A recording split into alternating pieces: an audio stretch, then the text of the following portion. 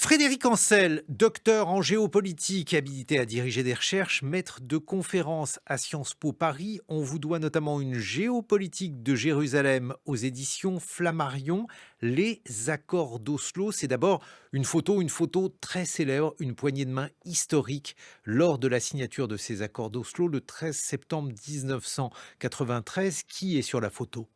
Alors, ce sont 3 hommes d'État. D'abord, le président américain Bill Clinton, qui accueille, ces hôtes israéliens et palestiniens. Du côté israélien, on a Yitzhak Rabin, Premier ministre, élu, 1 an auparavant. Et du côté palestinien, Yasser Arafat, alias Abou Ammar, qui est le chef de l'OLP, l'Organisation de libération de la Palestine.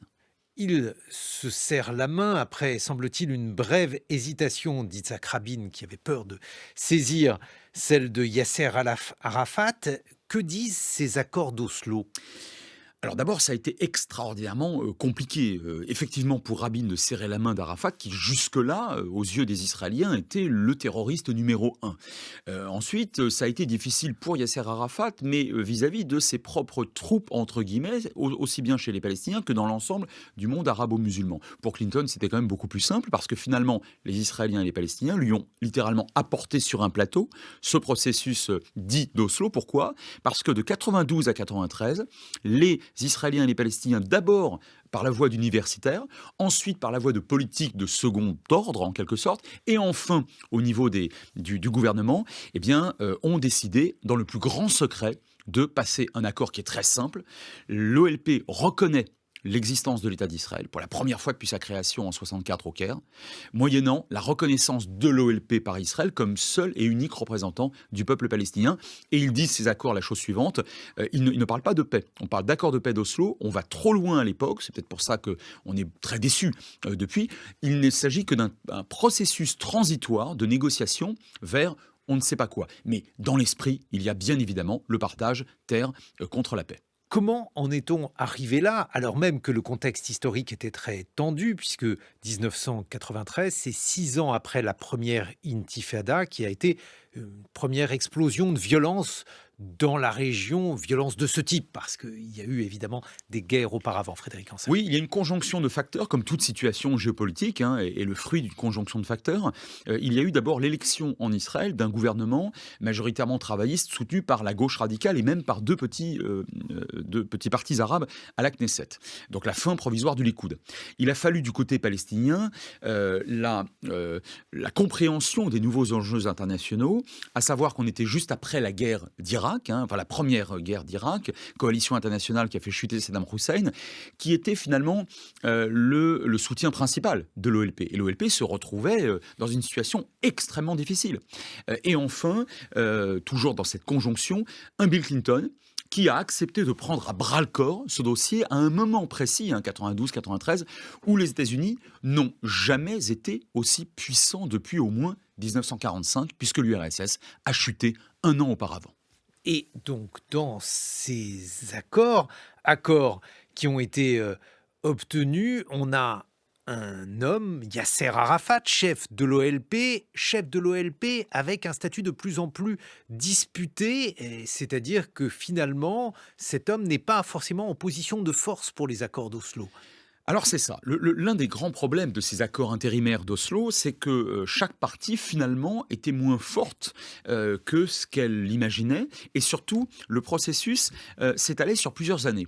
Or sur plusieurs années, les extrémistes ont réussi à s'engouffrer dans la brèche, et Yitzhak Rabin, le pauvre, lui, a littéralement été assassiné par un fanatique israélien d'extrême droite. Yasser Arafat, lui, n'a pas été assassiné, mais il a été considérablement affaibli dans son propre camp au sein de l'OLP et dans une bonne partie du monde arabo-musulman. Et puis bien évidemment, le Hamas palestinien a fait son œuvre, puisque dans les années 94, 95, 96, il a perpétré des attentats monstres qui ont provoqué des centaines de victimes dans les rues chez les civils israéliens. Et la population, l'opinion publique israélienne s'est finalement radicalisée. Et fin mai 96, lors d'élections législatives cruciales, le Likoud de Benyamin Netanyahou revient au pouvoir. Alors oui, parce que finalement, ces accords d'Oslo, ils se font entre 3 hommes qui, pour le dire de manière assez schématique, Frédéric Ancel, relèvent de la gauche laïque. Et c'est presque le dernier moment où des leaders à la fois israéliens et palestiniens relèvent de ce camp-là. Oui, c'est pas faux. Alors, on le sait du côté israélien, on voit bien que les dernières coalitions sont plus nationalistes et plus religieuses qu'autrefois, mais on ne le sait pas suffisamment chez les Palestiniens. C'est-à-dire que l'autorité palestinienne qui va être créée par Yasser Arafat en mai 94, donc dans la foulée des accords, hein, qui est composée essentiellement de l'OLP, bon, cette autorité palestinienne, elle est globalement sécularisée. Certains membres sont plutôt laïques, d'autres sont traditionnalistes, mais fondamentalement, ce sont des gens qui font de la politique et qui ont accepté de manière pragmatique un partage territorial. Tandis que le Hamas palestinien, lui, islamiste radical, ne voit absolument pas l'espace, le temps, la paix, la guerre, les juifs, les musulmans de la même manière. Et par conséquent, oui, vous avez raison, Oslo, c'est certainement le dernier moment en date, ça reviendra peut-être.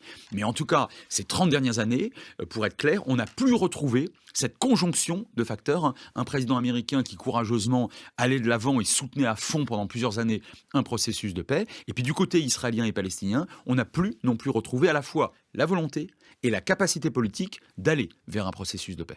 Donc on a affaire à un accord qui met en place des régions sous gouvernement palestinien, et c'est ça qui est révolutionnaire dans ces accords. Absolument. Par exemple, la bande de Gaza, ainsi que Jéricho, deviennent autonomes à partir de début mai 1994. Ça veut dire que, dans un premier temps, les soldats israéliens restent dans les pourtours, mais ils se retirent du centre de Jéricho, donc pour la première fois depuis 67, la guerre des 6 jours, et ils se retirent du centre de Gaza. Et petit à petit, on négocie d'abord ce qui est simple, avec des patrouilles mixtes, avec des questions liées à l'eau, des questions liées aux taxes, des produits importés et exportés, des choses tout à fait importantes et sérieuses, mais qui ne portent pas sur l'essentiel. Et le problème de ces accords intérimaires d'Oslo, certainement, j'allais dire, leur plus grande faiblesse, c'est qu'on va laisser à Oslo 2, après une phase intérimaire, donc ça commence en 95, les sujets qui fâchent. Et les grands sujets qui fâchent, ils sont identitaires. C'est Jérusalem, ce sont les frontières, ce sont les implantations, ce sont les réfugiés. Et là, ça bloque dès l'été 1995, autrement dit, dès avant l'assassinat d'Yitzhak Rabin, puisqu'il sera assassiné, comme on le sait, en novembre. Donc ça achoppe, ça veut dire que finalement le détricotage des accords d'Oslo, il s'est fait de manière assez mécanique dès lors qu'il a fallu finaliser les accords, Frédéric Ancel ? Oui, et même avant cela, parce que les opinions publiques, dans un cas comme dans l'autre, ont été échaudées par des coups extrêmement durs. D'abord, les Palestiniens ont considéré que l'Israël ne se retirait pas assez vite des fameuses zones A, B et C, et en l'occurrence de la zone A et B, puisque la zone C devait rester à Israël jusqu'à la fin des accords. Et du côté israélien, on l'a vu, il y a eu des centaines de victimes du terrorisme, non plus de l'OLP bien évidemment, mais du Hamas palestinien. Et la troisième partie, autrement dit les Américains. Alors les Américains, eux, sont restés forts jusqu'en 99-2000. Pourquoi 99-2000 ? Parce qu'en 99, la gauche revient, ou en tout cas le centre-gauche revient au pouvoir par la voie et par le truchement d'Ehud Barak. Et Netanyahou a perdu les élections. Et Barak veut relancer le processus. Et ça sera le sommet de Camp David II, donc aux États-Unis, au cours de l'été, précisément le mois de juillet 2000. Bon. Et là, Barak propose des choses à Arafat refuse, mais surtout, Clinton, lui, il est sur le départ. C'est fini. Il a effectué ses 2 mandats, donc il est démonétisé. Donc il n'a plus la capacité de maintenir pendant des mois ou des années ce processus qui malheureusement échoue dès la fin du sommet de Camp David II. Merci Frédéric Ancel.